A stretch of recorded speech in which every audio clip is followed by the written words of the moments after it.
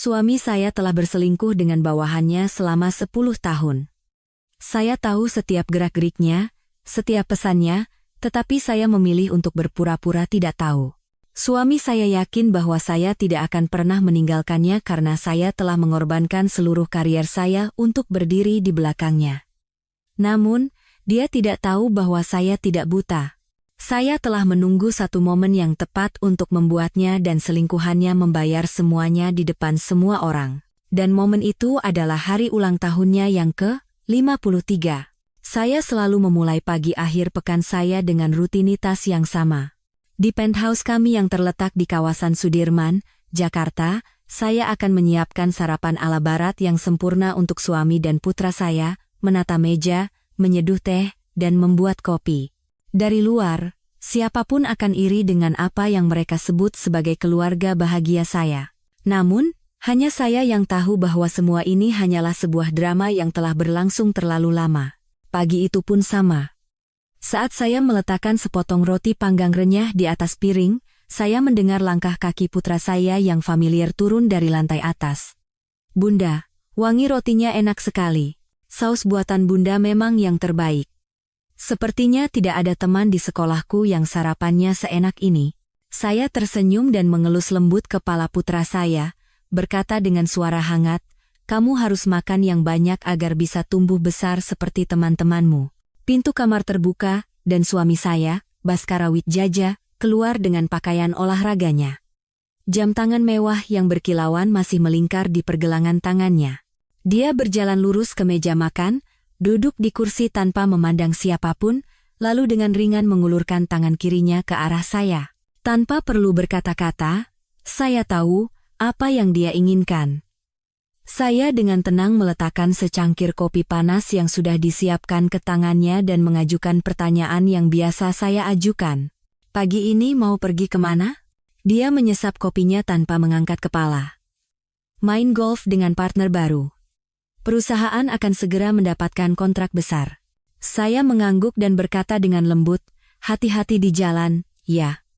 Nanti malam aku akan siapkan makanan kesukaanmu, jadi pulanglah lebih awal." Dia mengangguk sekilas, matanya masih terpaku pada layar ponselnya, lalu menoleh ke putra kami dan berkata dengan nada bangga, "Dimas, belajar yang rajin, ya. Nanti kamu harus mewarisi perusahaan ayah." Dimas buru-buru menelan roti yang sedang dikunyahnya dan menjawab, "Iya, baik, ayah." Hening sejenak. Saya memandangi ayah dan anak yang duduk di hadapan saya. Yang satu sibuk memperluas kerajaan bisnis digitalnya, yang lain masih muda dan mengagumi sosok ayahnya yang sukses. Dan saya, di antara dua generasi itu, hanyalah sosok yang melayani, merawat, dan menjadi pendukung setia, seperti bayangan. Keesokan siangnya, angin mulai berhembus di Jakarta. Dimas meminta izin kepada saya untuk pergi ke sebuah toko buku besar di dekat Plaza Indonesia untuk membeli buku latihan bahasa Inggris untuk ujian masuk universitas. Dia bilang akan kembali dalam waktu sekitar 1 jam. Namun, setelah 2 jam berlalu, ponselnya tidak aktif, dan saya mulai cemas. Saya segera mengenakan jaket, mengambil kunci mobil, dan melaju menembus keramaian lalu lintas jam pulang kerja. Ketika saya berbelok ke sebuah kafe kecil yang tersembunyi di belakang sebuah gedung apartemen, saya menemukan Dimas duduk sendirian di sudut ruangan, wajahnya pucat pasi. "Dimas, kamu membuat Bunda khawatir. Ada apa?" Anak itu tidak menjawab dan langsung menangis terseduh-seduh. Saya memegang erat bahunya. "Tenang. Coba ceritakan pada Bunda. Ada apa? Kenapa kamu menangis? Apa ada yang mengganggumu?"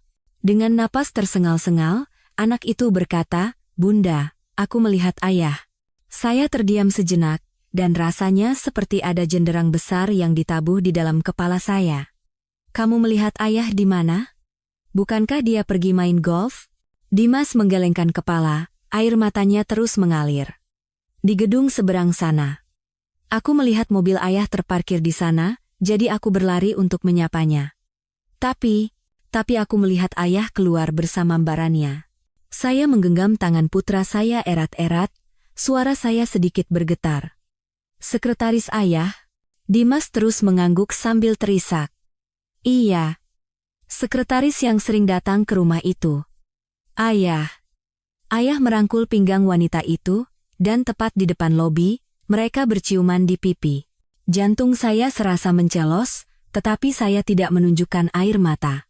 Saya membungkuk dan menyeka pipi putra saya. Dimas, lihat Bunda. Tenang dulu. Ada hal-hal orang dewasa yang belum kamu mengerti. Bunda ada di sini.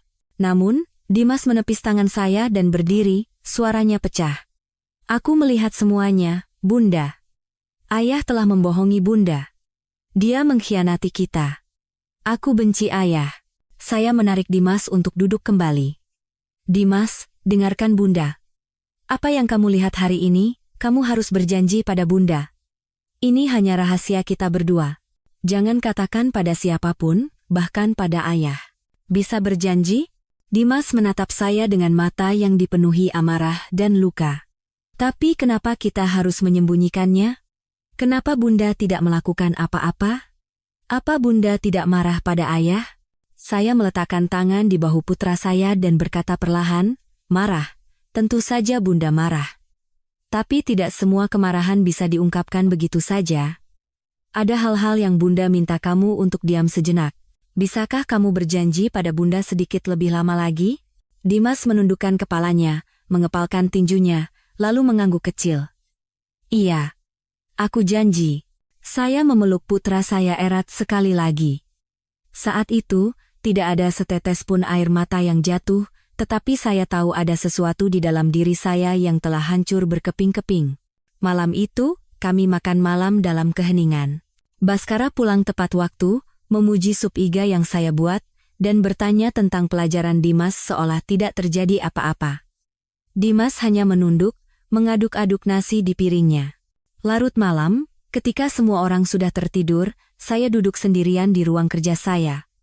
Itu adalah sebuah ruangan kecil tempat saya biasa mengerjakan desain di awal pernikahan kami. Di atas rak, masih ada piala penghargaan sebagai desainer terbaik. Di bawahnya, ada sketsa-sketsa dan desain gaun pengantin serta gaun pesta yang sudah usang, yang dulu saya impikan untuk menjadi merek saya sendiri. Saya membukanya satu persatu dengan tenang.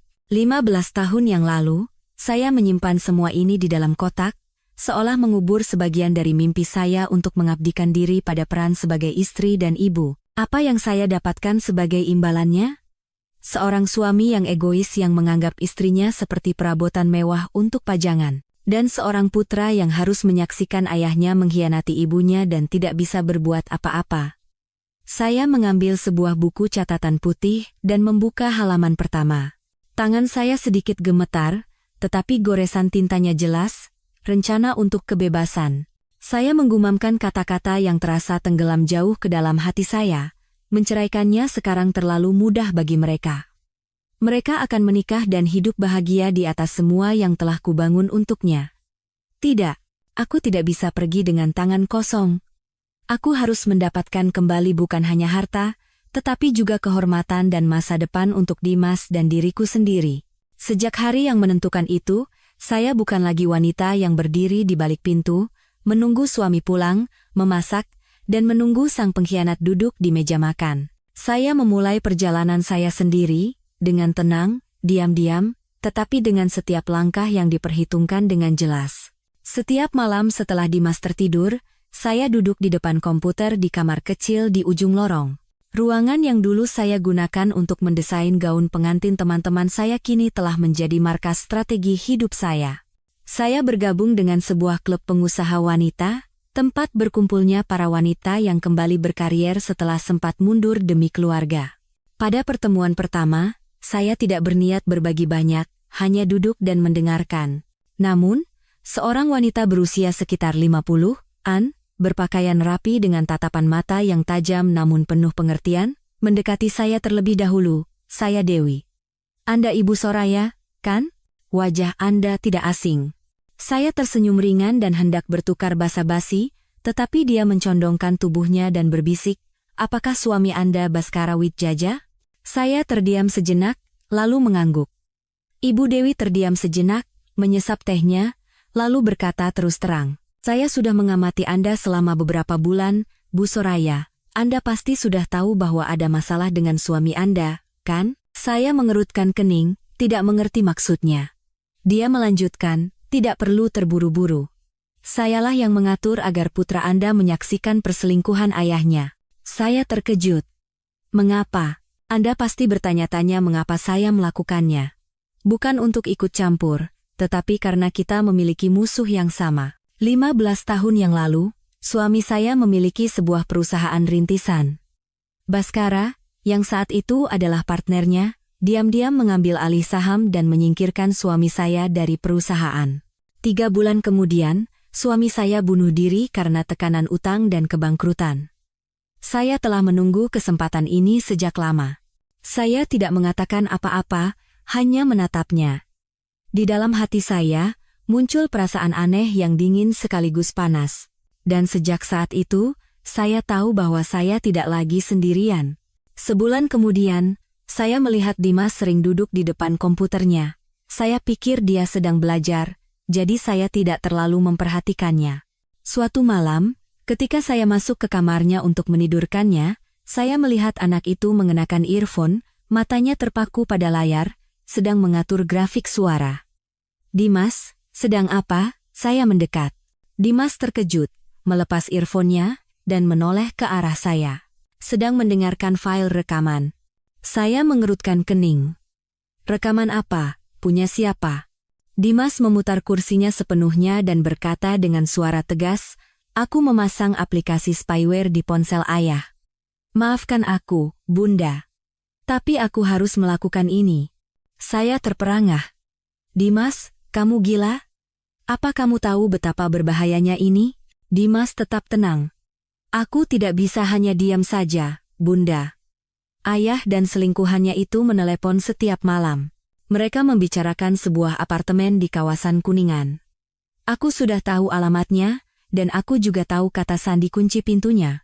Saya tidak bisa tidak terkejut bahwa putra saya telah melakukan pengawasan serahasia ini. Saya memeluk Dimas. Dimas, dengarkan Bunda. Kamu masih anak-anak.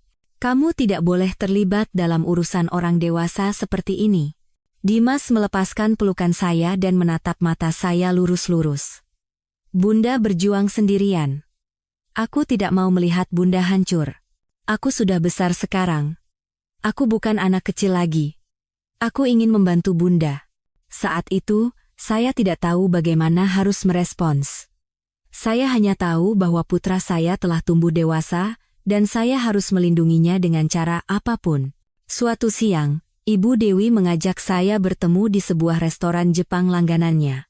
Dia masuk sambil membawa sebuah amplop coklat dan meletakkannya di atas meja. Saya rasa Anda perlu tahu ini. Saya membuka amplop itu. Di dalamnya ada foto Rania, yang sedang memasuki Hotel Grand Hyatt Jakarta, sambil membawa sebuah tas kerja. Pria yang bersamanya adalah Handoko, direktur utama sebuah perusahaan teknologi raksasa yang merupakan pesaing langsung perusahaan suami saya. Saya langsung bertanya, sudah berapa lama mereka bertemu? Saya sudah mengawasinya selama 3 minggu. Rata-rata mereka bertemu 2 kali seminggu. Dugaan saya benar. Rania bukan sekadar selingkuhan, dia adalah mata-mata industri yang mencoba mencuri informasi tentang proyek Garuda. Saya bersandar di kursi. Pikiran saya kosong selama beberapa detik, lalu saya berkata pelan, jika proyek itu gagal, perusahaan suami saya akan hancur, dan harta saya serta Dimas akan lenyap seperti asap. Ibu Dewi mengangguk dengan serius. Ini bukan lagi soal balas dendam. Ini medan perang. Jika kita tidak menyerang lebih dulu, orang lain akan menginjak-injak kita tanpa ampun. Saya tersenyum pahit, suara saya menjadi dingin. Tidak ada yang boleh menggunakan apa yang telah kubangun untuk menghancurkanku. Dengan cara apapun, inti terakhirnya akan kulindungi. Segera setelah menemukan hubungan mencurigakan antara Rania dan Handoko, saya tahu saya tidak bisa tinggal diam lagi. Saya bertemu dengan Ibu Dewi di kantor pribadinya di sebuah restoran mewah. Bu Dewi, apakah Ibu pernah menyewa detektif swasta yang bisa melacak transaksi ilegal? Tanya saya dengan suara tenang namun tegas. Ibu Dewi meletakkan cangkir kopinya. Matanya tidak menunjukkan keterkejutan. Kamu ingin melacak suamimu? Atau Handoko? Keduanya. Dan juga Rania. Dia tidak bertanya lebih lanjut dan mengangguk. 3 hari kemudian, dia memberikan sebuah map kepada saya. Di dalamnya terdapat laporan terperinci dari seorang detektif swasta yang telah mengikuti setiap gerak-gerik Rania selama 2 minggu. Saya membuka map itu ke halaman yang berisi foto-foto berwarna. Dalam foto itu, Rania duduk di sebuah kafe yang sepi, mengenakan kacamata hitam, menyerahkan sebuah USB perak kepada seorang pria yang mengenakan lencana asisten eksekutif perusahaan Handoko. Itu senjatanya, kata Ibu Dewi pelan. Jika di dalam USB itu ada data proyek Garuda, maka perusahaanmu sama saja seperti menyerahkan jantungnya kepada pesaing. Saya menutup map itu, memasukkannya ke dalam tas, dan merendahkan suara saya. Kalau begitu, mari kita lihat seberapa lama lagi dia bisa bersembunyi. Saya memilih sebuah kafe di puncak gedung hotel di SCBD sebagai tempat pertemuan. Cukup pribadi, tetapi tidak terlalu terpencil. Saya mengirim undangan kepada Rania melalui pesan anonim, ada yang perlu dibicarakan mengenai Tuan Handoko, temui saya besok jam 9 pagi. Jika tidak datang, Anda akan menyesal. Tepat pukul 8.055, dia muncul. Masih dengan gaun merah ketat yang mencolok, lipstik dengan warna senada, dan tatapan angkuh yang seolah-olah seluruh tempat ini tidak pantas untuknya. Ada perlu apa? Saya orang yang sangat sibuk, katanya sambil menarik kursi dan melipat tangannya dengan menantang. Tanpa menjawab, saya mengeluarkan sebuah amplop dari tas dan perlahan-lahan mendorongnya ke arahnya. Saat dia membuka amplop itu dan mengeluarkan foto-foto satu persatu, wajahnya yang dipoles riasan tebal langsung menegang. Sibuk? Sepertinya Anda sibuk menyerahkan proyek Garuda kepada Tuan Handoko? Tanya saya ringan, tetapi tatapan saya tetap tenang. Dia refleks berdiri, tetapi saya mendahuluinya dengan suara sekeras baja. Duduk. Dia terkejut dan berhenti. Saya melanjutkan, saya tidak berbicara dengan Anda sebagai seorang istri, saya berbicara sebagai seorang mitra. Dia mengerutkan kening. Anda gila? Apa Anda pikir Baskara akan tinggal diam jika tahu Anda seorang mata-mata? Dan apa Handoko akan melindungi kartu yang sudah terbongkar? Wajah Rania memucat, suaranya mengecil. Apa? Apa yang Anda inginkan? Saya menekan setiap kata. Saya ingin Anda terus bekerja dengan Handoko seperti biasa. Tapi mulai sekarang, setiap informasi, setiap data yang Anda berikan, harus melalui tangan saya terlebih dahulu. Saya akan memeriksanya, dan jika perlu, mengubahnya. Jika Anda melakukannya dengan baik, masa depan Anda akan saya jamin. Tapi jika Anda berbuat bodoh, saya berhenti dan memiringkan kepala, tidak akan ada yang tersisa untukmu. Rania tidak berkata apa-apa lagi. Beberapa saat kemudian, dia menggenggam tas tangannya erat-erat, hampir tidak bisa menatap mata saya, dan mengangguk kecil. Dan saya tahu, saya baru saja mendapatkan satu lagi pion di papan catur saya. Suatu malam, saat saya sedang memeriksa email, Dimas mengetuk pintu sambil membawa laptopnya. Bunda, ada waktu? Bunda harus lihat ini. Saya mengangguk, dan Dimas meletakkan laptopnya di atas meja lalu memutar sebuah file rekaman. Suara Baskara terdengar pelan tetapi jelas. Aku akan menjaminkan seluruh sahamku untuk mendapatkan dana investasi. Proyek Garuda ini harus berhasil. Kalau tidak, kita akan kehilangan segalanya. Kemudian, suara pengacaranya menjawab, apakah Anda yakin, Pak? Jika arus kas tidak mencukupi, bank akan menekan pelunasan dalam waktu 45 hari. Saya mengangkat kepala dan menatap putra saya. Dari mana kamu dapat file ini? Dimas menjawab singkat, dari ponsel ayah. Aku terus melacaknya. Saya menenangkan diri dan bertanya, apa kamu tahu ayah mau berinvestasi di mana? Dimas menggelengkan kepala, tetapi berkata, menurutku proyek Garuda itu jebakan. Bisa jadi Handoko sengaja menyebarkan informasi palsu agar ayah menghabiskan uang, lalu menghancurkan perusahaan kita. Saya mengangguk. Baiklah. Cari informasi tentang proyek asli Handoko, jika ini benar-benar jebakan, Bunda akan menarik ayah keluar sebelum kita berdua tenggelam bersamanya. Dimas menggenggam tangan saya erat. Jangan khawatir, Bunda. Aku akan berhati-hati. Seminggu kemudian, saya dan Ibu Dewi kembali duduk berhadapan di kantor di belakang salah satu restoran jaringannya. Situasinya tidak baik, saya membuka pembicaraan. Baskara sedang mengajukan pinjaman tambahan. Jika tidak dihentikan, dalam 3 bulan perusahaan akan bangkrut. Ibu Dewi mengangguk. Kita tidak bisa membiarkan perusahaan itu bangkrut. Jika bangkrut, semua sahammu juga akan menjadi nol. Saya bertanya, Bu Dewi, apakah Ibu masih berhubungan dengan para pemegang saham minoritas? Tentu.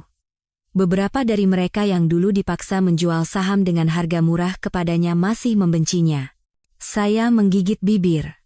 Tolong Ibu beli kembali saham-saham itu sedikit demi sedikit. Saat dia jatuh, saya ingin duduk di kursi direktur utama. Ibu Dewi menatap saya dengan tatapan bangga. Baik. Akan kubeli diam-diam atas nama perusahaan Ibu, agar tidak ada yang tahu siapa di baliknya. Saya tersenyum pahit. Permainan ini baru saja dimulai. Saya memasuki kantor pengacara Mita Sari, yang diperkenalkan oleh Ibu Dewi. Seorang wanita berusia awal 40-an, bertubuh kecil tetapi dengan tatapan setajam pisau. Saya sudah diberitahu oleh Ibu Dewi. Apa yang bisa saya bantu? Tanyanya tanpa basa-basi. Saya mengeluarkan sebuah map dari tas. Ini bukti perselingkuhan, dan ini rencana risiko keuangan karena menjaminkan seluruh saham perusahaan. Pengacara itu memeriksa setiap dokumen, lalu berkata, kita akan menjalankan 3 hal. Pertama, saya akan memastikan semua transaksi saham Anda dilakukan secara anonim agar tidak dapat dilacak. Kedua, berdasarkan bukti yang Anda berikan, saya akan menyiapkan gugatan cerai dan permohonan pembekuan aset. Ketiga, saya akan menyusun rencana pengelolaan terpisah untuk melindungi putra Anda, baik secara finansial maupun mental. Saya mengangguk, berdiri, dan berjabat tangan dengannya. Terima kasih. Dalam 3 minggu, semua rencana harus selesai. Tepat 3 minggu lagi, di hari ulang tahunnya yang ke-53, panggung itu akan disiapkan. Malam itu, saat saya sedang membereskan beberapa dokumen terkait pemegang saham di ruang kerja, pintu terbuka dengan kasar. Dimas masuk dengan wajah pucat, dan di iPad di tangannya, sebuah berita kilat terpampang jelas. Bunda, lihat ini. Anak itu terengah-engah sambil menyodorkan layar ke hadapan saya. Saya membaca judul berita itu, pihak Handoko umumkan proyek teknologi terobosan Nusantara, ancaman langsung bagi Garuda pesaing. Saya sengaja mengerutkan kening. Ini mirip dengan proyek Garuda milik ayah, ya. Bukan hanya mirip, Bunda. Jauh lebih unggul. Aku baru saja menonton konferensi persnya. Pihak mereka mengumumkan teknologi inti yang memungkinkan integrasi AI secara real-time.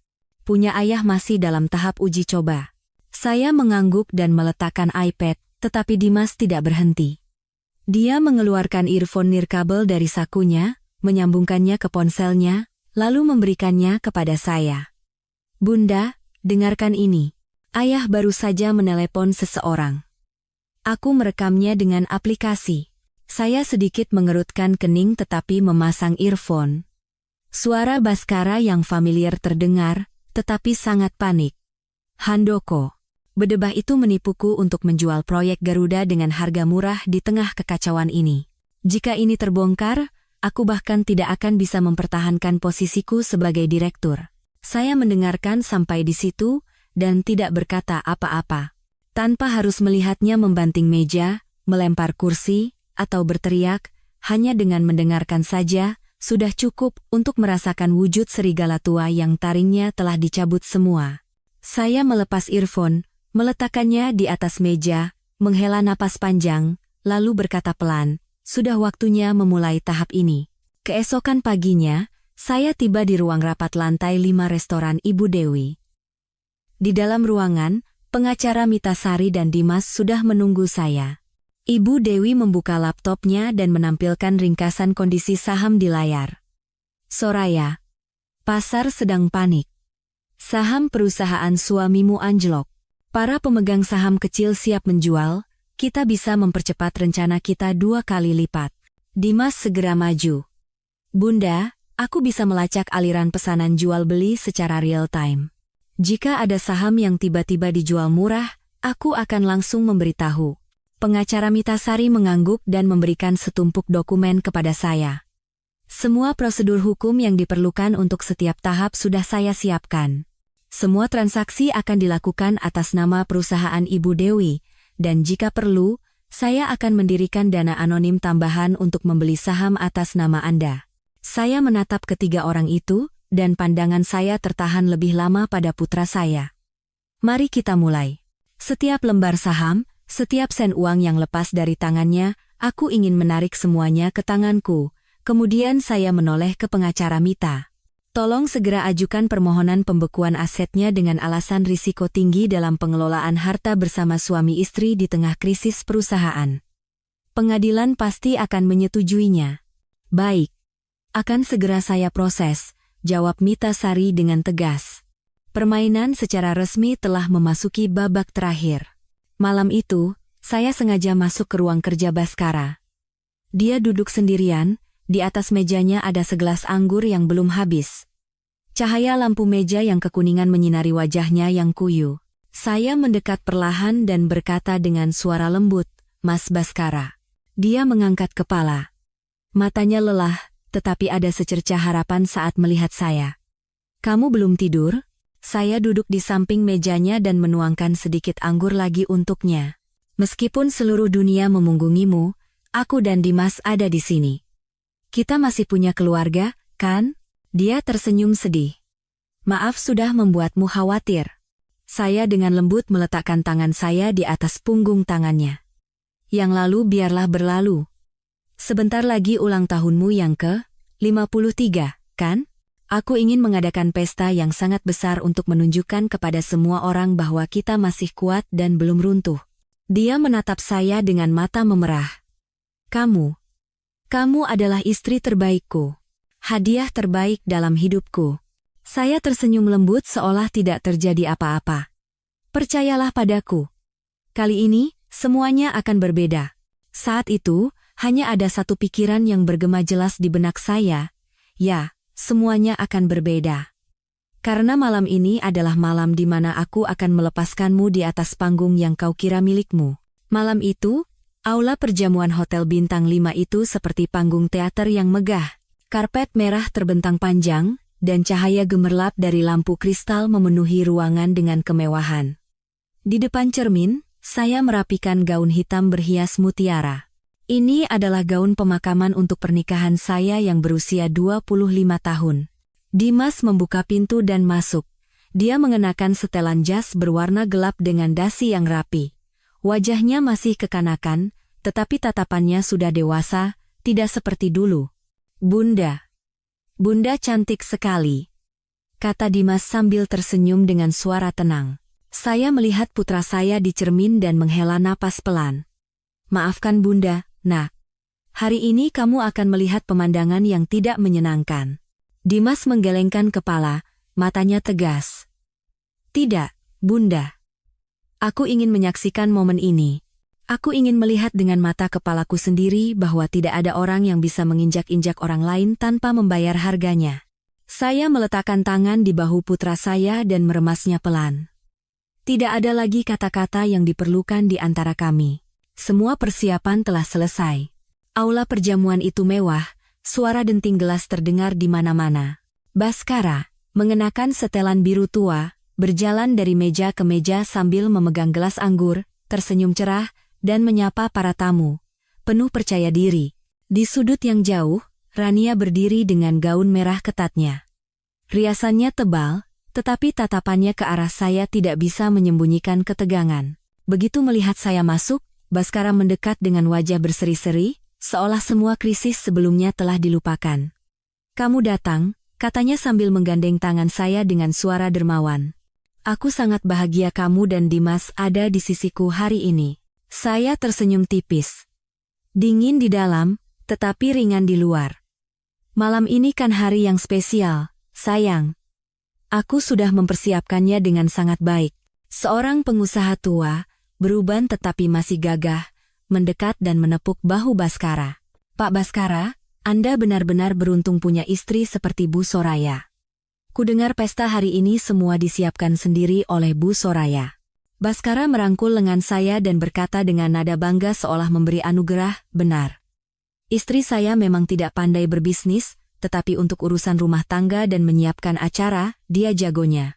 Dia selalu menjadi sandaran yang kokoh agar saya bisa fokus pada hal-hal besar. Saat itu, Rania mendekat dari sudut dengan suara manis namun menantang yang dibuat-buat. Benar kata Pak Direktur. Karena Bu Soraya ada di rumah, Bapak jadi bisa fokus pada bisnis. Benar-benar istri yang ideal. Sambil berkata begitu, dia menatap saya dengan tatapan menghina, seolah ingin membuktikan bahwa pemenangnya adalah dia. Saya menatap mata Rania lurus-lurus, masih dengan senyum ramah. Terima kasih atas pujiannya. Tapi terkadang, kita baru menyadari sesuatu saat semuanya sudah terlambat. Saya berhenti dan menoleh ke pengusaha itu, berkata dengan suara lembut, Bapak, saya hanya menjalankan peran saya. Tepat saat itu, pertunjukan pembukaan selesai. Lampu panggung terpusat ke tengah. Baskara naik ke podium, memegang mikrofon, dan memasang ekspresi terharu seperti aktor yang mendalami perannya. Dan suaranya dalam dan dramatis. Saya ingin mengucapkan terima kasih yang sebesar-besarnya kepada istri saya, Soraya. Selama 25 tahun terakhir, kau selalu menjadi wanita yang berkorban dalam diam, sandaranku, dan pendukung setiaku. Dia mencari saya di antara para tamu, suaranya memanjang. Saat aku lelah dengan dunia luar dan pulang ke rumah melihatmu, hatiku kembali hangat, kaulah alasan aku berjuang. Tepuk tangan membahana. Beberapa tamu wanita bahkan terharu hingga berkaca-kaca. Di kursi bawah, Rania tersenyum dipaksakan sambil menatap Baskara dengan penuh kekaguman, seolah dirinya lah istri sah yang sedang dipuji. Ketika Baskara selesai dan hendak turun, saya berdiri dengan tenang. Gaun hitam saya sedikit bergoyang di bawah sorotan lampu. Saya naik ke panggung dan mengambil mikrofon. Suara saya lembut, tetapi di dalamnya tersembunyi ketajaman yang dingin. Terima kasih atas kata-kata manismu. Aku benar-benar terharu. Di hari ulang tahunmu yang ke-53 yang penting ini, aku juga menyiapkan sebuah hadiah kecil untukmu. Sebuah video kenangan perjalanan 25 tahun kita. Dan aku yakin, video ini akan menjadi kenangan yang tak terlupakan. Saya merendahkan suara saya dan menekan setiap kata. Aula langsung dipenuhi gumaman, dan semua mata tertuju pada saya. Sejenak, saya melihat wajah Baskara sedikit menegang, tetapi dia masih mencoba mempertahankan senyum sosialnya. Dan saya tahu betul bahwa pertunjukan terbesar dalam hidup saya baru akan dimulai. Begitu saya selesai berbicara, lampu di aula langsung padam. Terdengar beberapa gumaman, lalu layar besar perlahan-lahan menyala. Saya mundur selangkah, berdiri di tepi panggung, dan menatap layar dengan tenang. Dengan iringan musik latar yang lembut, foto pernikahan saya dan Baskara muncul. Pernikahan yang sederhana tetapi penuh tawa. Foto saat kami menggendong Dimas pada ulang tahun pertamanya. Foto saat kami sekeluarga berlibur ke puncak, beberapa tamu mengangguk terharu. Tepat pada menit ketiga, suasananya berubah drastis. Layar menampilkan rekaman kamera tersembunyi di dalam sebuah apartemen mewah. Baskara dan Rania duduk berdampingan di sofa. Rania menyandarkan kepalanya di bahu Baskara dan berkata dengan suara pelan dan melamun, "Kapan kamu akan mengakuiku secara terbuka? Aku juga ingin berdiri di sampingmu seperti Bu Soraya." Baskara mencibir, mengulurkan tangan untuk mengelus rambutnya, dan menjawab dengan suara penuh penghinaan, "Wanita itu, dia itu hanya pajangan. Setelah aku membereskan semuanya, akan kuberikan dia sedikit uang pesangon dan mengusirnya. Posisi nyonya rumah ini hanya kusisakan untukmu." Di bawah, suara gemuruh seperti ombak terdengar. Beberapa orang menutup mulut karena terkejut, dan dari sudut kiri terdengar suara, "Ya Tuhan." Video beralih ke adegan di kamar tidur di mana keduanya berciuman dengan mesra. Saya mendengar suara seorang tamu wanita yang terperangah, "Astaga, tidak mungkin."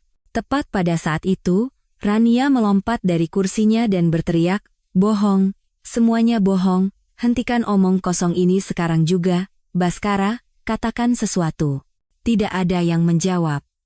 Video berlanjut dengan rekaman percakapan telepon Baskara dengan pengacaranya. Suaranya dingin dan datar. Sembunyikan semuanya. Jangan sampai Soraya tahu.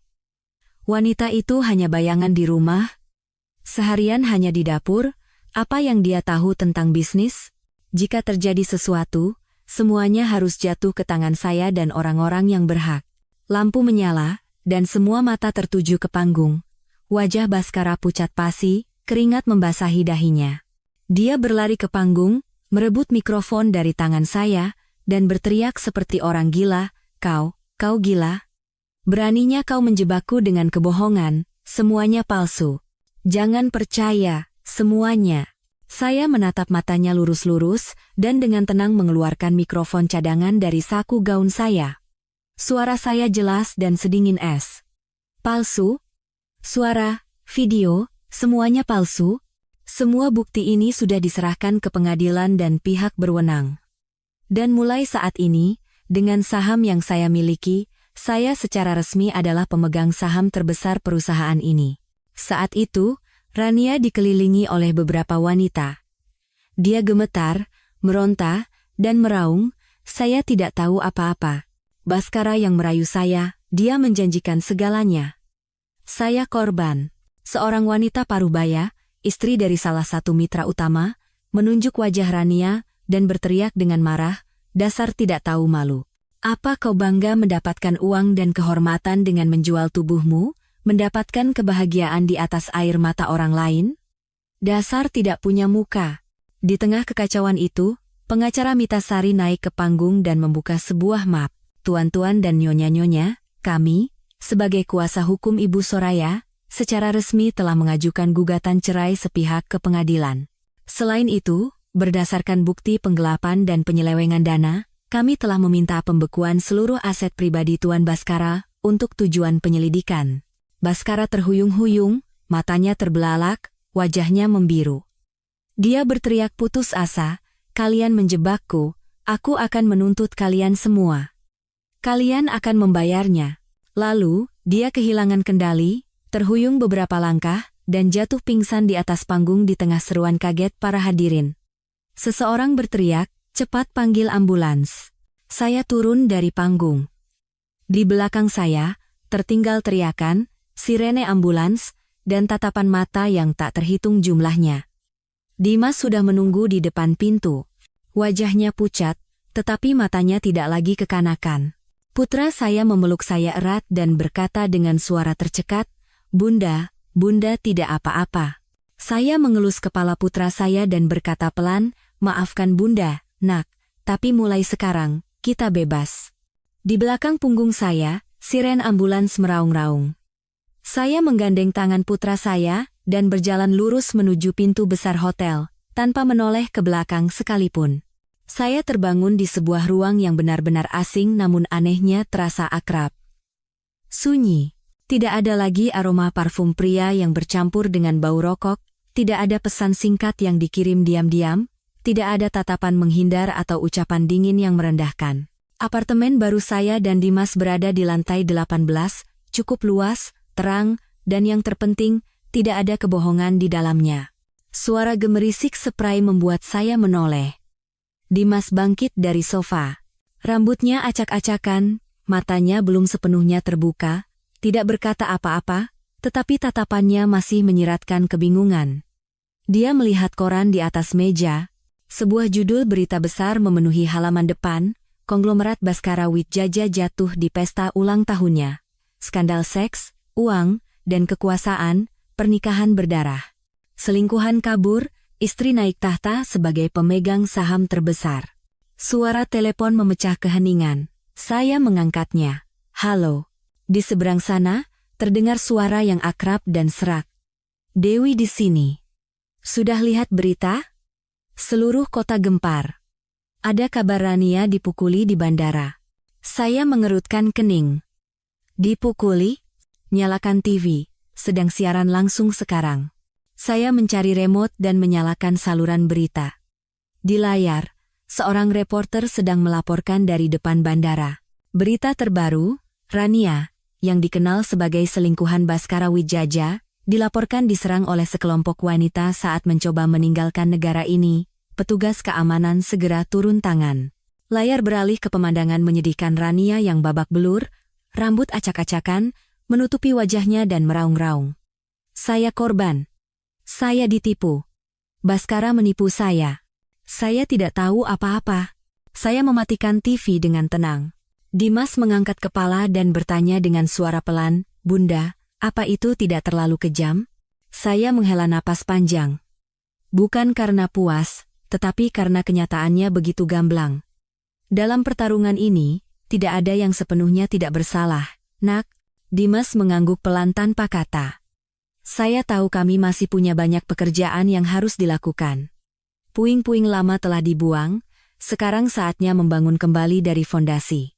Pukul 10 pagi, saya tiba di kantor pusat perusahaan. Tempat yang dulu hanya diperuntukkan bagi rapat dewan direksi yang tidak pernah bisa saya masuki. Pintu ruang rapat terbuka, dan saya melangkah masuk.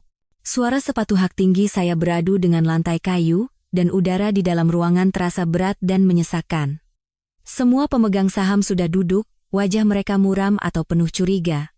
Direktur tertua, Pak Oemar, memecah keheningan lebih dulu. Dia menggebrak meja dengan keras dan meledak, "Perusahaan diambang kebangkrutan, kita tidak bisa hanya duduk dan bertengkar seperti ini, kita harus segera mencari investor." Beberapa orang mengangguk dan berbisik, saya tidak terburu-buru, berdiri di ujung meja, menunggu semua orang memperhatikan, lalu membuka mulut. "Selamat pagi, Bapak-bapak, saya Soraya. Saat ini saya memegang 35% saham perusahaan, dan bermaksud mengambil alih manajemen sementara sampai perusahaan melewati krisis ini." Dari seberang, terdengar suara tawa sinis. Seorang pria berusia 50-an dengan dasi merah berkata dengan nada mengejek, "Anda pikir apa yang bisa dilakukan oleh seorang ibu rumah tangga?"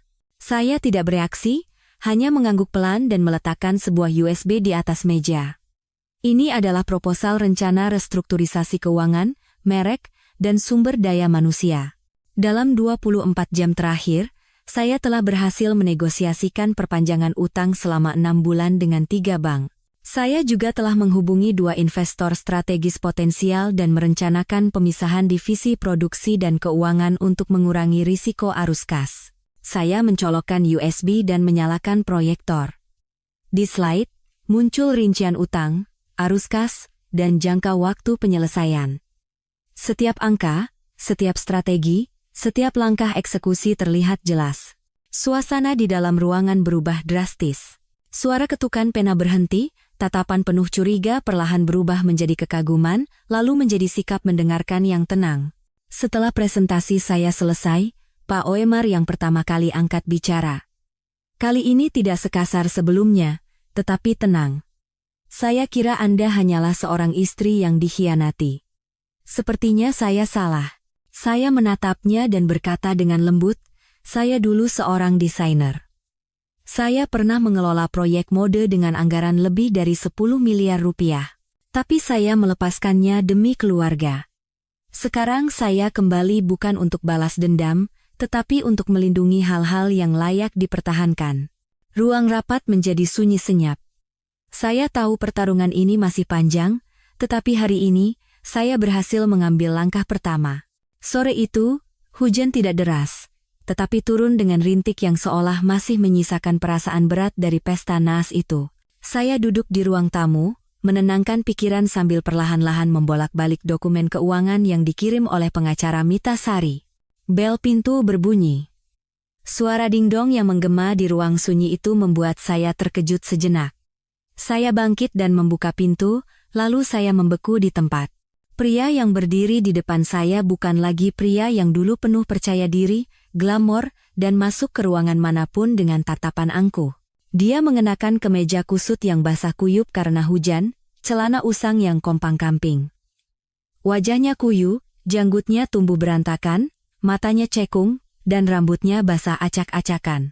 Baskara Wijaya, yang dulu disebut raja, kini tampak seperti gelandangan malang yang hanya berbau alkohol, kejatuhan, dan kegagalan. Dia yang pertama kali angkat bicara. Suaranya sangat serak, "Soraya, bisakah aku minta segelas air?" Saya terdiam sejenak, lalu diam-diam bergeser ke samping. "Masuklah."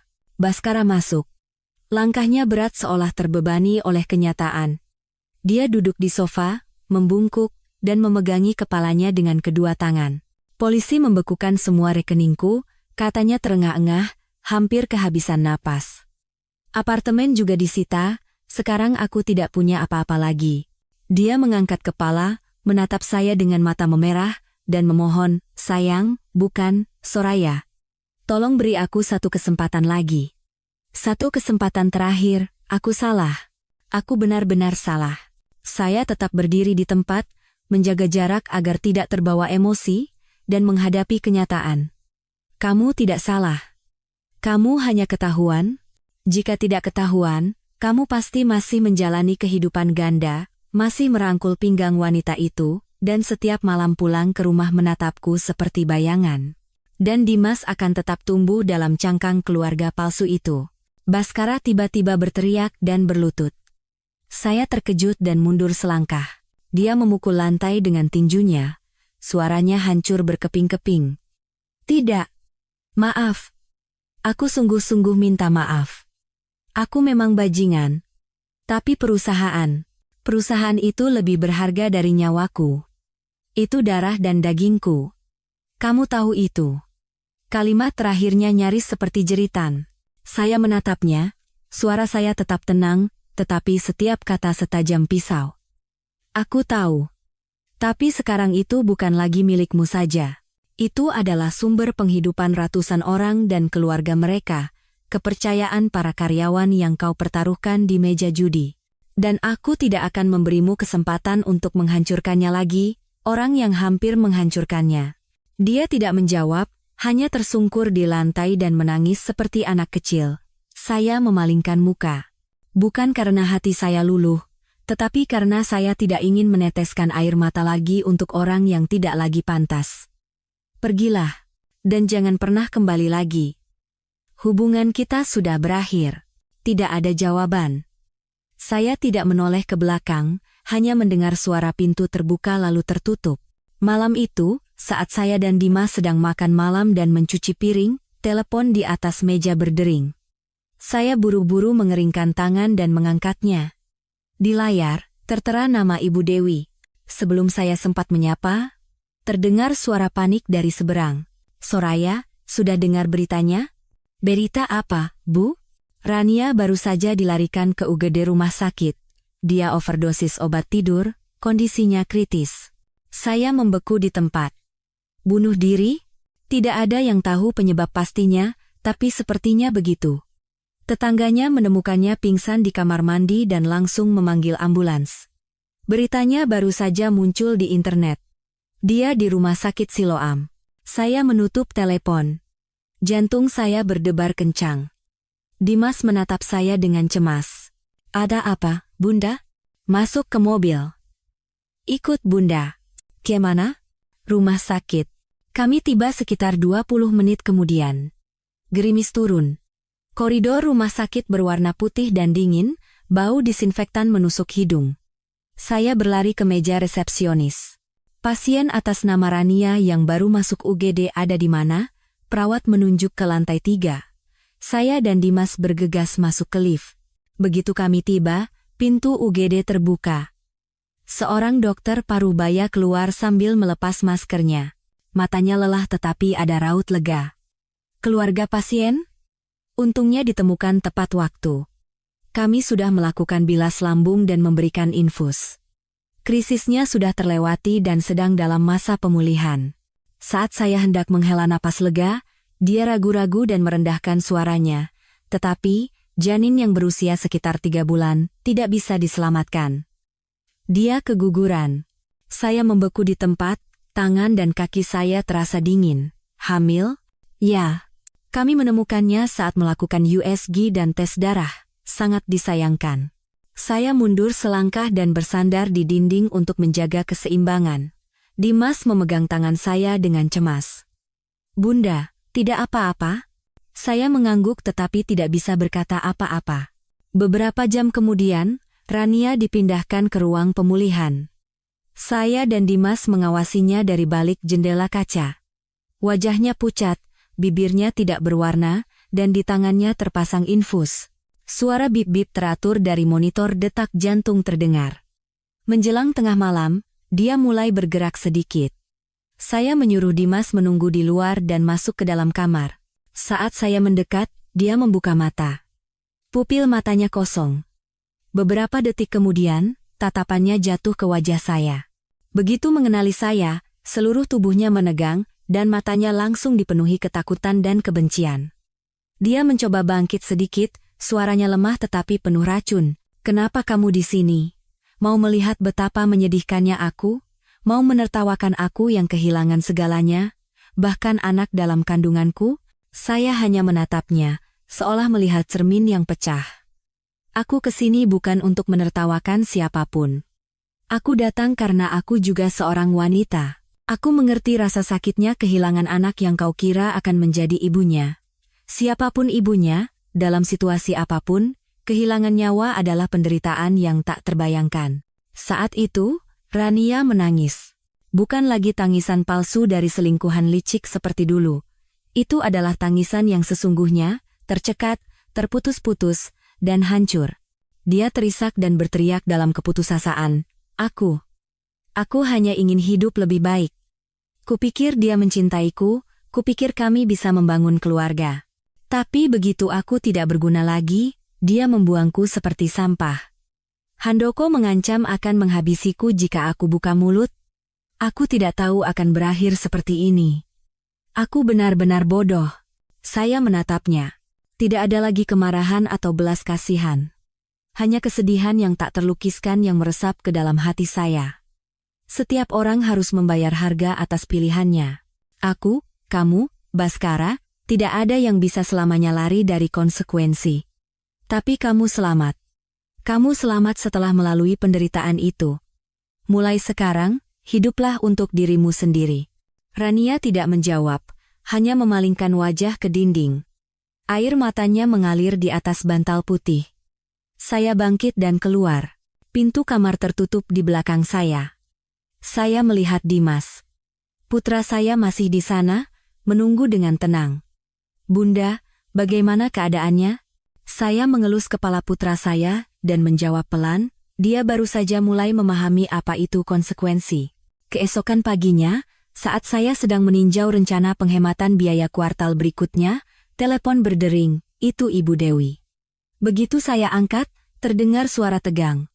"Soraya, berita darurat, Handoko sekarang diam-diam membeli saham melalui beberapa anak perusahaannya. Dia mendekati para pemegang saham kecil dengan harga yang sangat rendah. Niatnya adalah menelan seluruh perusahaan." Saya terdiam beberapa detik, lalu bertanya, "Berapa harganya?" "Sekitar 40% dari nilai real saat ini." Saya mengepalkan tinju dan merendahkan suara. Memanfaatkan kekacauan perusahaan, persis seperti cara dia menipu Baskara untuk menjual proyek Garuda dengan harga murah. Ibu Dewi melanjutkan, "Pengacara Mita juga baru saja menelepon. Kita bisa menuntutnya atas tuduhan persaingan tidak sehat dan manipulasi pasar." Saya bangkit dan berjalan ke jendela. Memandang barisan mobil yang mengalir di bawah, saya berkata dengan tegas, "Tidak. Saya tidak mau menang secara hukum." Ibu Dewi terkejut. "Lalu bagaimana?" "Saya ingin mengalahkannya secara komersial, dengan senjata yang sama yang dia gunakan untuk menjatuhkan Baskara, persiapan yang matang." Saya menutup telepon, membuka laptop, dan dengan cepat menelusuri laporan keuangan, struktur kepemilikan saham, dan daftar mitra. Lalu saya memanggil dengan keras, "Dimas, ada hal penting yang Bunda butuh bantuanmu." Beberapa saat kemudian, Dimas masuk dengan piyama sambil membawa segelas susu. "Ada apa, Bunda?" Saya menatap mata putra saya lurus-lurus dan berkata perlahan, "Seseorang mencoba merebut perusahaan kita. Perusahaan yang dibangun ayah, yang dipertahankan Bunda, dan yang akan kamu warisi. Bunda tidak akan pernah membiarkan itu terjadi. Apa kamu siap berdiri di samping Bunda?" Tanpa ragu sedikit pun, Dimas meletakkan gelas susunya dan mengangguk. "Jika Bunda berjuang untuk keluarga dan karyawan, aku juga akan ikut berjuang." 2 bulan setelah pesta ulang tahun yang menentukan itu, perusahaan masih belum pulih. Saya melihat data statistik di laptop saya. Penjualan turun 38%, dana ditarik dari 2 proyek, dan 68% eksekutif senior telah mengajukan pengunduran diri.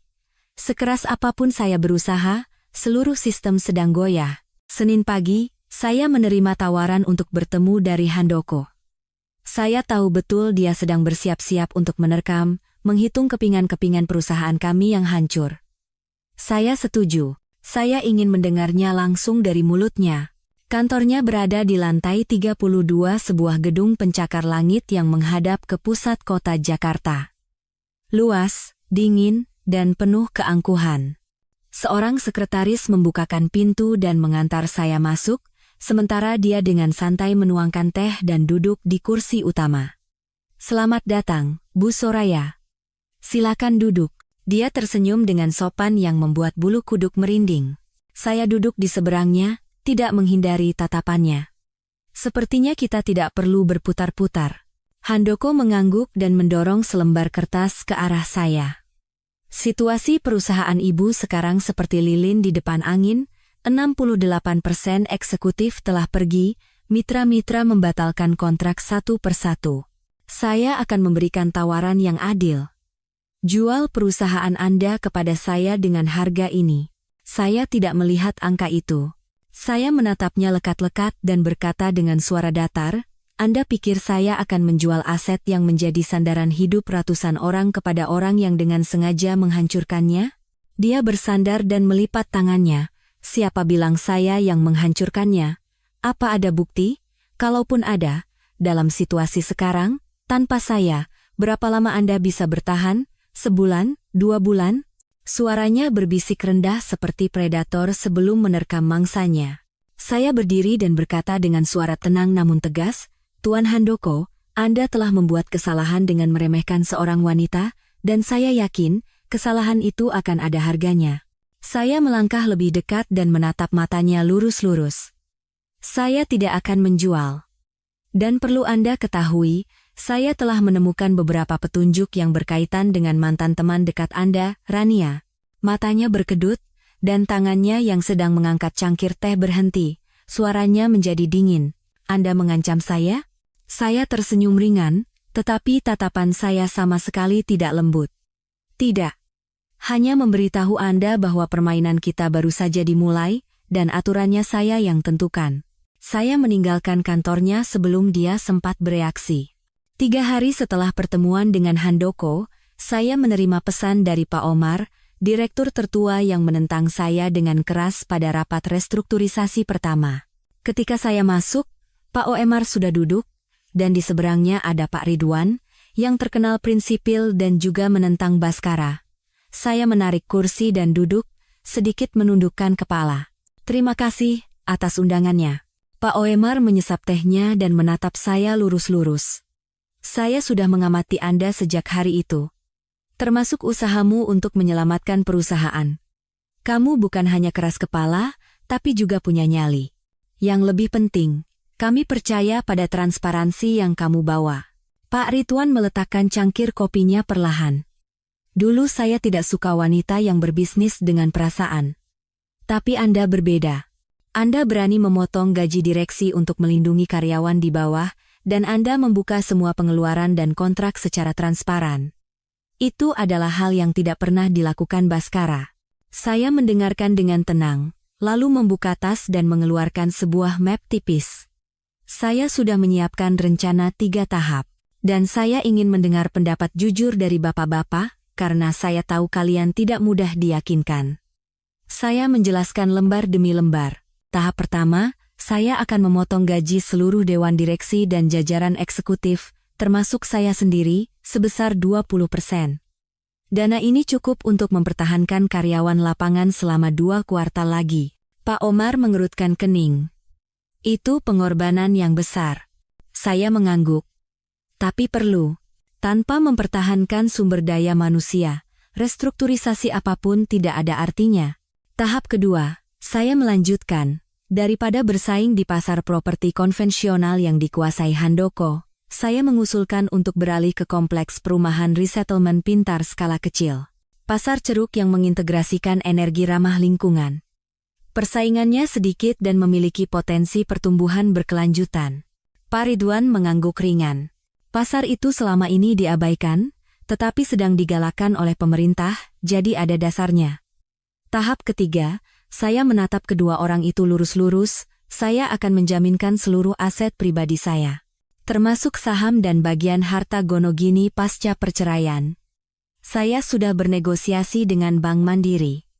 Mereka setuju memberikan pinjaman jika ada persetujuan dari kelompok pemegang saham mayoritas kedua. Suasana di ruang rapat menjadi hening, dan selama sekitar 1 menit tidak ada yang berbicara.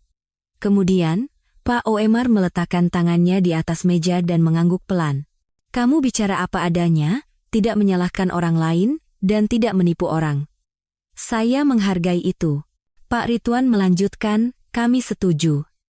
Tapi Anda harus menepati janji. Saya menatap keduanya, dan berkata dengan suara yakin, saya tidak pernah membuat janji yang tidak bisa saya tepati. Tapi saya berjanji, jika perusahaan ini bangkit kembali, itu adalah berkat orang-orang yang percaya pada hal yang benar.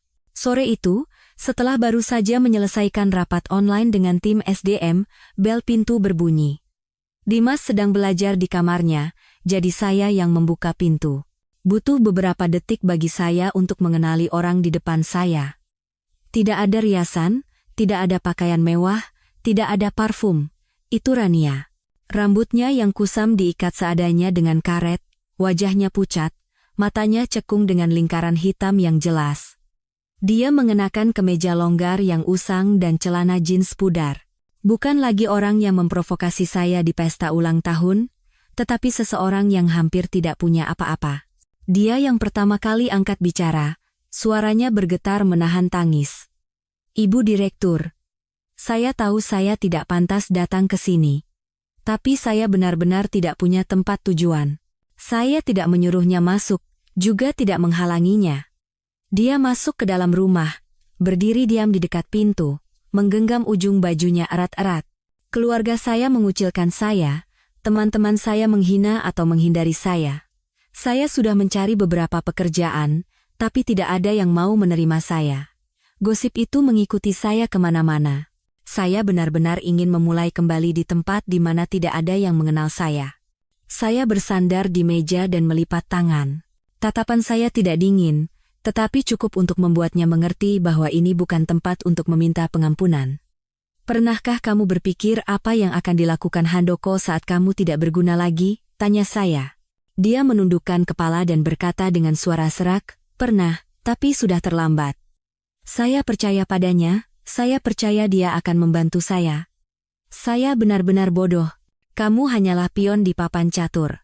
Saat pion tidak berguna lagi, tuannya akan menyingkirkannya dari papan tanpa berkedip. Rania tidak tahan lagi dan menangis. Dia terduduk dan menutupi wajahnya dengan kedua tangan. Saya salah. Jika bisa diulang, saya tidak akan memilih jalan itu. Sekarang saya tidak punya apa-apa lagi. Saya tidak tahu bagaimana harus hidup, Bu Direktur. Saya masuk ke kamar tidur tanpa berkata apa-apa. Beberapa saat kemudian, saya kembali dengan sebuah amplop dan meletakkannya di atas meja di depannya. Di dalam amplop itu ada cukup uang untuknya pergi dari sini dan hidup selama 6 bulan. Pergilah. Kemanapun kamu mau. Ini adalah belas kasihan terakhir yang kuberikan. Rania mengangkat kepala. Air matanya masih mengalir. Kenapa? Kenapa ibu menolong saya? Mengingat apa yang telah saya lakukan. Saya menatap matanya lurus-lurus dan berkata dengan suara yang tidak keras tetapi jelas, karena saya tidak ingin ada orang yang harus memulai lagi dari titik minus. Saya pernah berada dalam keputusasaan, jadi saya tahu bagaimana rasanya. Tapi saya memilih untuk bangkit, dan kamu juga harus memilih. Rania menggenggam amplop itu erat-erat seolah itu adalah tali penyelamat terakhir yang bisa dipegangnya. Terima kasih. Sungguh, terima kasih. Saya tidak berkata apa-apa lagi, dan berbalik. Bukan karena dia pantas mendapatkannya, tetapi karena saya ingin mengakhiri masa lalu. Sebuah titik akhir yang tidak diwarnai oleh kebencian. Malam itu, setelah Rania pergi, saya duduk sendirian di ruang tamu. Cahaya kuning lembut menciptakan bayangan di dinding, Dan di laptop saya, proposal arus kas bulan depan masih terbuka, tetapi saya tidak bisa lagi berkonsentrasi. Saya bersandar di kursi dan menghela napas.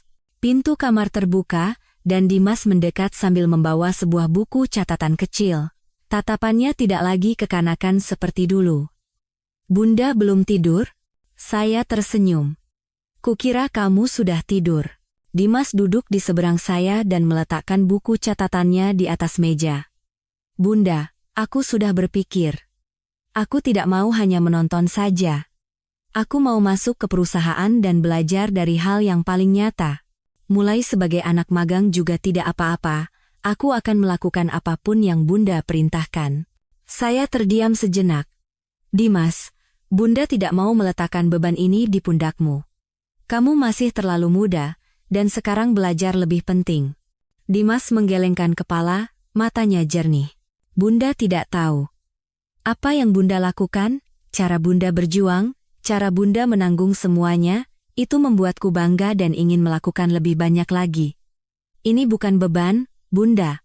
Ini adalah apa yang telah Bunda pertahankan, dan aku juga ingin ikut menjaganya. Aku benar-benar ingin menjadi sandaran Bunda."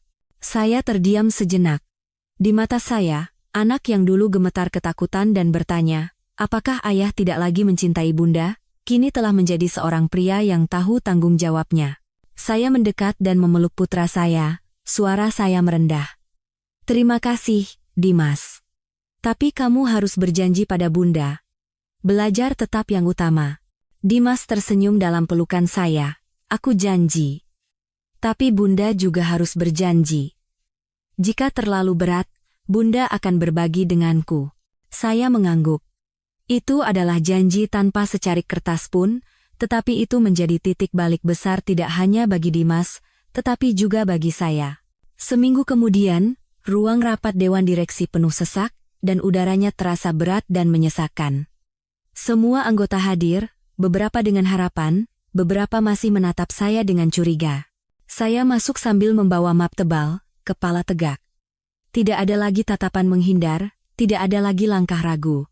Pak Oemar yang pertama kali angkat bicara. "Bu Soraya, hari ini adalah rapat penentuan. Kami ingin mendengar rencana restrukturisasi Anda dengan jelas." Saya mengangguk, berdiri di tengah meja rapat, dan menyalakan proyektor. Saya menyebut ini rencana regenerasi.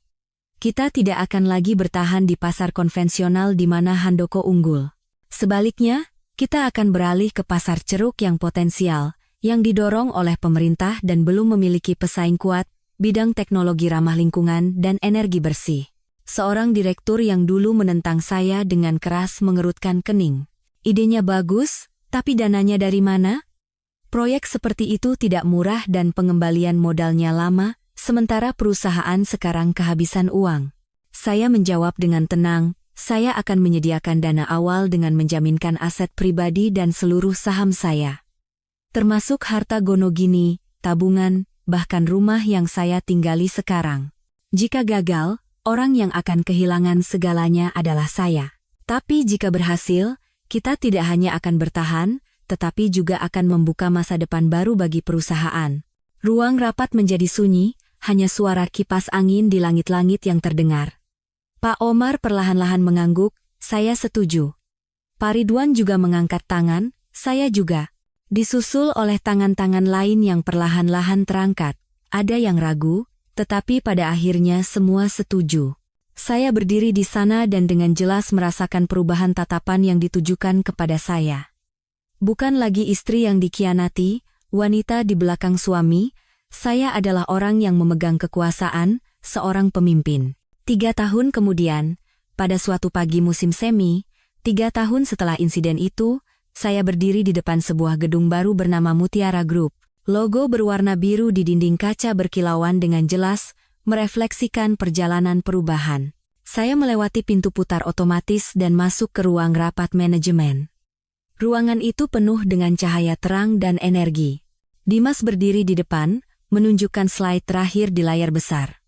"Ibu dan para direktur, penjualan lini produk teknologi ramah lingkungan kuartal ini meningkat 300% dibandingkan 3 tahun lalu. Pangsa pasar di bidang baru ini mencapai 25%. Kita tidak hanya bertahan, tetapi juga memimpin di pasar ceruk ini. Saya duduk di kursi utama dan tersenyum tipis. Pak Omar mengangguk dan berkata dengan suara rendah, "Saya masih ingat dengan jelas hari rapat yang menentukan itu. Bu Soraya memilih jalan yang tidak ada yang berani pilih. Dan hari ini, saya harus mengakui bahwa itu adalah keputusan yang berani dan sangat bijaksana." Pak Ridwan membetulkan kacamatanya dan tersenyum jarang. Belum lagi fakta bahwa kita tidak memecat satupun karyawan inti, bahkan merekrut lebih dari 100 orang baru. Saya mengangguk. Saya juga bangga dengan angka-angka ini, tetapi saya lebih bangga dengan fakta bahwa kita berhasil mempertahankan 100% pekerjaan karyawan lama. Itulah nilai inti yang ingin saya kejar. Seorang manajer muda ragu-ragu mengangkat tangan. "Ibu Direktur, jika berkenan, bisakah Ibu memberikan satu nasihat untuk generasi muda seperti kami?" Saya menatap pemuda itu dan teringat pada diri saya sendiri yang dulu diam-diam menahan diri dan bingung di dapur yang mewah namun dingin. "Jangan takut gagal," kata saya perlahan. "Tapi jangan pernah kehilangan nurani dan kejujuran." Sore itu, saat sedang menunggu kopi di sebuah kafe kecil di dekat rumah, lonceng angin berbunyi, saya mengangkat kepala dan melihat Baskara. Dia mengenakan setelan usang, sepatu kulit yang sudah pudar, rambutnya memutih, dan wajahnya tidak lagi memiliki keangkuhan seperti dulu. Dia berdiri diam. Saya meletakkan cangkir kopi saya. "Duduklah." Dia duduk perlahan, setiap gerakannya seolah berat. "Soraya. Atau mungkin saya harus memanggil Anda Bu Direktur." Saya tidak menjawab, hanya menatapnya dengan tenang. "Saya sudah mengamati apa yang telah kamu capai. Jujur saja, saya tidak pernah membayangkannya. Dulu saya pikir sayalah yang menanggung segalanya, memahami pasar, menjadi tiang keluarga. Tapi ternyata, sayalah yang menghancurkan segalanya." Saya tidak memotong ucapannya. "Sekarang saya mengajar beberapa mata kuliah manajemen di universitas. Hidup saya tenang, tidak ada uang, tidak ada kekuasaan. Tapi setidaknya saya punya waktu untuk merenung. Dan saya baru sadar betapa banyak yang telah saya rusak." Saya berkata pelan, "Mas Baskara, saya melakukan semua ini bukan untuk membalas dendam padamu. Saya hanya melakukan apa yang harus saya lakukan untuk melindungi orang-orang yang percaya pada saya." Dia mengangguk. Matanya menunjukkan kejujuran yang langka. "Saya ingin meminta maaf kepadamu, kepada Dimas, dan juga kepada Rania. Jika saja saya memotongnya. Masa lalu sudah berlalu. Saya tulus berharap kamu menemukan kedamaian di sisa hidupmu." Dia bangkit dan tersenyum sedih. "Terima kasih untuk segalanya." Dan sosoknya menghilang di balik jendela kaca. Untuk pertama kalinya, saya tidak lagi merasakan kebencian. Hanya melihat seorang pria yang membayar harga dengan kesendirian yang dingin. Malam itu, di rumah kami yang baru dan hangat di kawasan Pondok Indah, saya mengadakan pesta kecil. Ibu Dewi, pengacara Mitasari, beberapa rekan dekat, dan tentu saja Dimas hadir. Ibu Dewi yang pertama kali mengangkat gelasnya. Wanita yang dulu hanya samar-samar ada di dapur, kini telah menjadi pemimpin tangguh yang disegani seluruh industri. "Aku benar-benar bangga padamu." Tawa pecah, dan saya menatapnya dengan rasa terima kasih. Pengacara Mitasari melanjutkan dengan suara humoris, "Mari kita bersulang untuk para wanita yang tidak menyerah pada takdir dan menulis ulang hidup mereka dari abu." Dimas merangkul bahu saya dan tersenyum lembut. "Dan untuk wanita terkuat yang kukenal, ibuku." Mata saya berkaca-kaca. Tidak banyak kata yang diperlukan. Saya hanya mengangkat gelas saya. "Tanpa kalian semua, aku tidak akan bisa melakukan apa-apa. Inilah keluarga sejatiku." Sebulan kemudian, saya berdiri di atas panggung pada acara peluncuran dana beasiswa dan bantuan wirausaha Yayasan Fajar. Saya berpidato di hadapan ratusan orang, sebagian besar wanita muda. Saya pernah menjadi korban penipuan, prasangka, dan ketergantungan. Saya mengerti betapa tak berdayanya saat tidak memiliki kemandirian ekonomi. Saya mendirikan yayasan ini bukan hanya untuk memberikan uang, tetapi untuk memberikan kesempatan, pengetahuan, dan kepercayaan diri. Dari kursi penonton, seorang wanita muda berdiri sambil berkaca-kaca. Terima kasih, Ibu. Kisah Ibu memberi kami keberanian untuk bermimpi dan bertindak. Saya tersenyum cerah. Kebebasan bukan berarti punya banyak uang. Kebebasan baru didapat saat Anda memiliki kemampuan dan keberanian untuk memilih jalan hidup yang Anda inginkan, dan keberanian untuk bertanggung jawab atas pilihan itu. Tepuk tangan membahana, dan saya tahu hari ini, sebuah kunci untuk mematahkan belenggu tak terlihat dari takdir telah diberikan kepada generasi baru. Malam semakin larut, dan saya berdiri di balkon, memandangi kota yang berkilauan dengan lampu. Dimas mendekat, tangannya di saku celana. Ibu dan anak itu bersandar berdampingan di pagar. Bunda, setelah semua ini, apakah Bunda pernah menyesal? Saya menatap putra saya dan tersenyum. Tidak, Nak. Bunda sadar bahwa hidup itu seperti permata. Tanpa tekanan dan polesan, cahaya tidak akan pernah bisa menembus dan menciptakan keindahan. Bunda malah berterima kasih pada badai itu. Saya menggenggam tangan putra saya dan meremasnya pelan. Kebahagiaan bukanlah tujuan, melainkan perjalanan yang kita tempuh dengan berani. Dan Bunda akhirnya benar-benar bebas. Kamu juga harus ingat, jangan pernah menyalahkan kesulitan, jangan pernah menyerah pada takdir. Sebanyak apapun jalan berduri di depan, majulah dengan berani.